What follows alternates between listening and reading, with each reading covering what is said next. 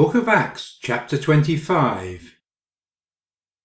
The major section, the witness in Caesarea, which commenced in Acts chapter 24 verse 1, continues. Summary of chapter 25. In AD 59, 2 years after Paul was first arrested in Jerusalem and taken to Governor Felix in Caesarea, a new governor, Porcius Festus, arrived to take over. Although his seat of government was in Caesarea, he immediately travelled up to Jerusalem, as it was still the dominant city in the region and the main centre for Jewish religion. If the governor was to encounter any opposition in his region of responsibility, the place that any trouble was most likely to occur would be in Jerusalem.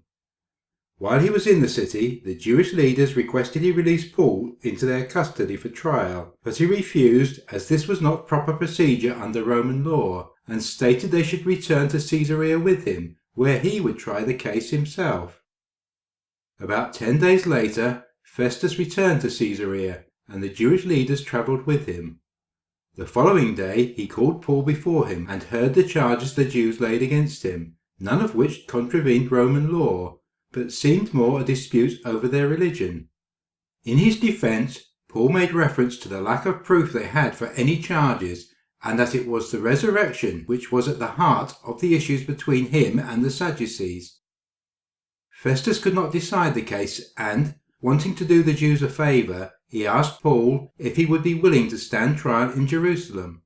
Paul declined and invoked his right as a Roman citizen to appeal to be tried before the emperor in Rome. Festus had no other option than to comply. A few days later, King Agrippa II and his sister Bernice paid a visit to Festus, who outlined the case against Paul to them. As Jews themselves, they were interested in all that Festus had to say about Paul, and said they would like to hear him for themselves. The chapter concludes as the courtroom is prepared, and with Festus giving his opening address for the hearing to begin. New section. Acts chapter 25 verses 1 to 12. Paul's trial before Festus. His fourth defence. The change of governor did not bring about a change in circumstance for Paul, for there was no change in the justice he received. In fact, it would bring increased danger, as Festus would attempt to entice Paul to be tried by him before the Jews in Jerusalem, which, although not the same as being handed over to the chief priests, would have meant the mob could have attacked and assassinated him. The new Roman procurator or governor, Porcius Festus, wanted to win the favour of his constituents.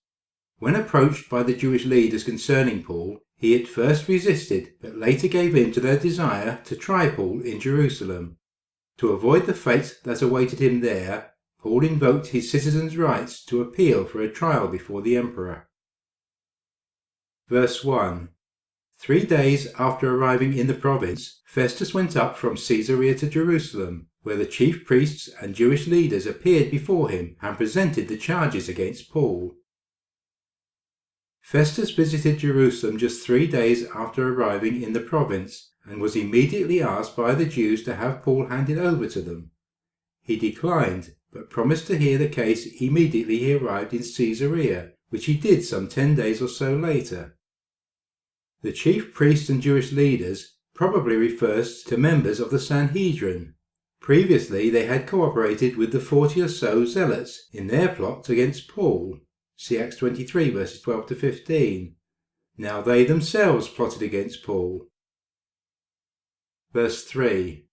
They urgently requested Festus, as a favour to them, to have Paul transferred to Jerusalem, for they were preparing an ambush to kill him along the way. Festus answered, Paul is being held at Caesarea, and I myself am going there soon. They urgently requested shows that, even after 2 years, their animosity and fierce passion against Paul had not abated. There was no sign of grace in their hearts. Festus unwittingly protected Paul by insisting that any hearing should take place in his headquarters at Caesarea. Verse 5. Let some of your leaders come with me and press charges against the man there, if he has done anything wrong. After spending 8 or 10 days with them, he went down to Caesarea, and the next day he convened the court and ordered that Paul be brought before him. When Paul appeared, the Jews who had come down from Jerusalem stood around him, bringing many serious charges against him, which they could not prove.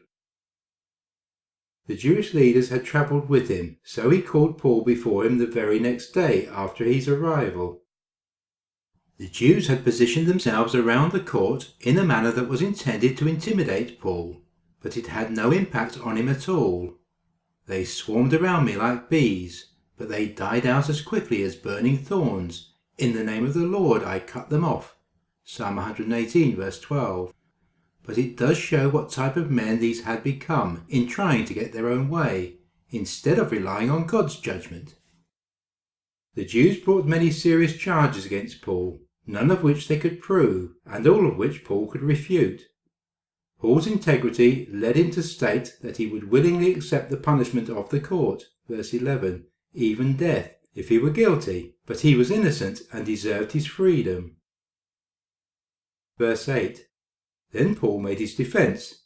I have done nothing wrong against the law of the Jews, or against the temple, or against Caesar. Paul's plea of innocence is quite categorical. He had done nothing wrong against the Jews, their temple, or Caesar, i.e. against Roman law. Verse 9. Festus, wishing to do the Jews a favour, said to Paul, Are you willing to go up to Jerusalem and stand trial before me there on these charges? Paul answered, I am now standing before Caesar's court, where I ought to be tried. I have not done any wrong to the Jews, as you yourself know very well. If, however, I am guilty of doing anything deserving death, I do not refuse to die. But if the charges brought against me by these Jews are not true, no one has the right to hand me over to them. I appeal to Caesar. Felix, in desiring to do the Jews a favour, had kept Paul in prison for 2 years. See Acts 24 verse 27. In light of the new plot against Paul, verses 2 to 3, if Festus, wishing to do the Jews a favour, had done the same, it could have been deadly for Paul. Festus assured Paul that he, and not the Jews, would try him, but Paul was not reassured. He feared Festus would give him up to the Jews. As a Roman citizen, he had the right to appeal his case to Caesar. He exercised that right in order to remove the matter from the governor's hands, as he could not overrule this request, i.e., no one has the right to hand me over. Caesar was the Emperor Nero Caesar, who reigned AD 54 to 68. The first 5 years of his reign were relatively peaceful. After that, his actions became increasingly cruel and irrational, eventually leading to the widespread persecution and massacre of Christians, including the apostles Paul and Peter.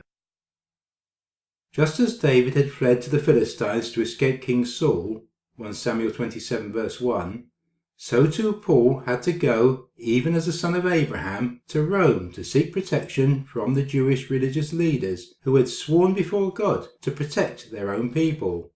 See how the faithful city has become a harlot. She once was full of justice, righteousness used to dwell in her, but now murderers. Isaiah 1 verse 21. The Authorized Version refers to Caesar as Augustus, whereas Nero was the Caesar ruling at this time. This is not an error on the part of Luke, as all Caesars had the official title Caesar Augustus Germanicus. Verse 12. After Festus had conferred with his council, he declared, You have appealed to Caesar. To Caesar you will go. In considering difficult or unusual cases, Roman administrators usually had an advisory board or council of high-ranking officials for consultation. They would be well versed in both Roman law and the local traditions of the country they were in, helping the administrator to make rational decisions that would both see justice fulfilled and help keep the local populace content. New section. Acts chapter 25 verse 13 to Acts chapter 26 verse 32. Paul before Agrippa.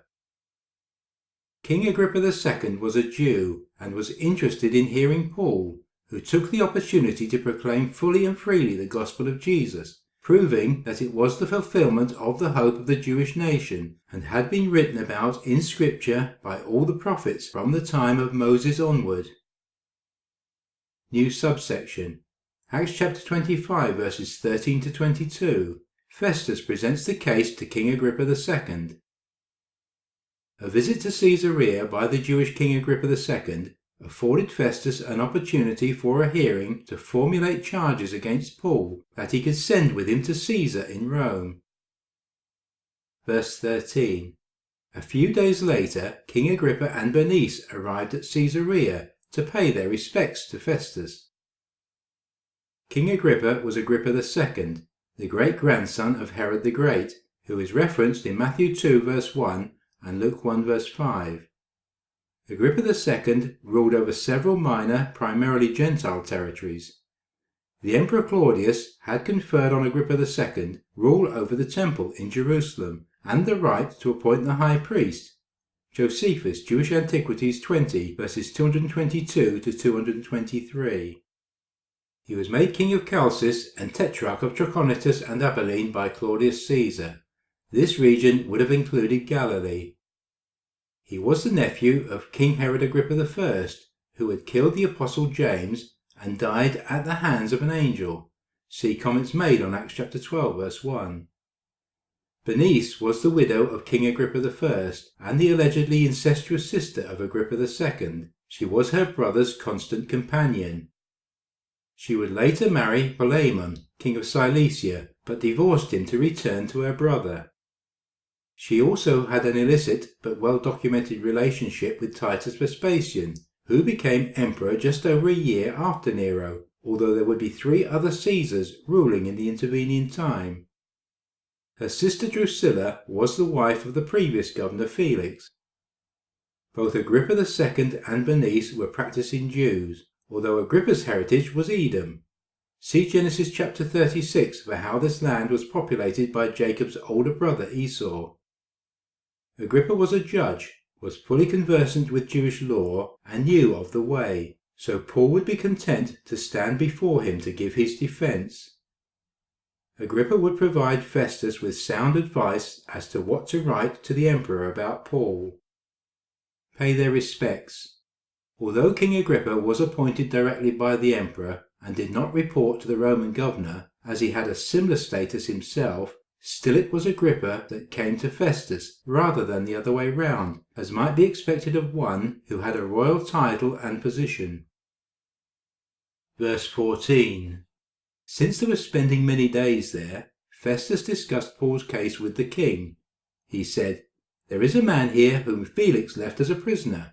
When I went to Jerusalem, the chief priests and elders of the Jews brought charges against him and asked that he be condemned. I told them that it is not Roman custom to hand over any man before he has faced his accusers and has had an opportunity to defend himself against their charges." Spending many days indicates that the 2 men seemed to find each other's company pleasurable. No doubt it would be beneficial for Festus to glean some knowledge from Agrippa about the customs, culture, foibles and expectations of the Jews. He would now rule on behalf of the Roman emperor. Festus discussed Paul's case with the king and said how it was against Roman custom to condemn a man without allowing him to defend the charges brought against him, which of course was the law of Moses too, as the Pharisee Nicodemus had once said to his colleagues. Does our law condemn anyone without first hearing him to find out what he is doing? John 7 verse 51. Face his accusers. Roman laws required that both the accused and the accusers be in court for a face-to-face meeting. Paul had stopped his own defense on some aspects of the charges against him in his trial before Felix when he realized his accusers, the Asian Jews, were not present. See comments made on Acts chapter 24 verses 18 to 19. Verse 17. When they came here with me, I did not delay the case, but convened the court the next day, and ordered the man to be brought in. When his accusers got up to speak, they did not charge him with any of the crimes I had expected. Festus' statement that the Jews did not charge him with any of the crimes I had expected indicates his conclusion that Paul had broken no Roman laws. To Festus, this was merely a religious dispute, a judgment Luke, as the author of Acts, wants the reader to appreciate. Verse 19. Instead, they had some points of dispute with him about their own religion and about a dead man named Jesus, who Paul claimed was alive. I was at a loss how to investigate such matters, so I asked if he would be willing to go to Jerusalem and stand trial there on these charges. When Paul made his appeal to be held over for the emperor's decision, I ordered him held until I could send him to Caesar. Then Agrippa said to Festus, I would like to hear this man myself. He replied, Tomorrow you will hear him. Festus found that the crimes the Jews brought against Paul were about their own religion and about a dead man named Jesus, who Paul claimed was alive, verse 19b, just as Gallio had in Corinth. Just as Paul was about to speak, Gallio said to the Jews, If you Jews were making a complaint about some misdemeanor or serious crime, it would be reasonable for me to listen to you. But since it involves questions about words and names and your own law, settle the matter yourselves. I will not be a judge of such things. Acts chapter 18 verses 14 to 15. However, Festus could not let them settle the matter themselves, as they were intent on killing Paul, an innocent Roman citizen. He could easily have come to the same conclusion as Gallio and released Paul, but by trying to get Paul to travel to Jerusalem and forcing him to appeal to Caesar, took the matter out of Festus' hands anyway. Festus, in his ignorance, was willing to dismiss Paul's claim about Jesus as some fanciful notion, but may have taken more notice if he were to have heard Jesus say, I am the living one. I was dead, and behold, I am alive forever and ever, and I hold the keys of death and Hades. Revelation 1 verse 18. New subsection. Acts chapter 25 verse 23 to Acts chapter 26 verse 32. Paul witnesses to King Agrippa II. Amid considerable pomp, verses 23 to 27, Paul testified before the king in fulfillment of Acts 9 verse 15. But the Lord said to Ananias, Go, this man is my chosen instrument to carry my name before the Gentiles and their kings and before the people of Israel. Of the 5 defense speeches, see Acts chapter 22 verses 3 to 21, Acts chapter 23 verses 1 to 11, Acts chapter 24 verses 10 to 21, Acts 25 verses 1 to 12, and Acts 26 verses 1 to 29, this final one before Agrippa gives the most detailed exposition of the gospel. Verse 23. The next day Agrippa and Bernice came with great pomp and entered the audience room with the high-ranking officers and the leading men of the city. At the command of Festus, Paul was brought in. The Jewish leaders were clearly not invited back to give their side of the account, for this was not a trial as such, for Festus' court no longer had authority to decide Paul's case. It was just an opportunity for Festus, Agrippa and Bernice to hear Paul.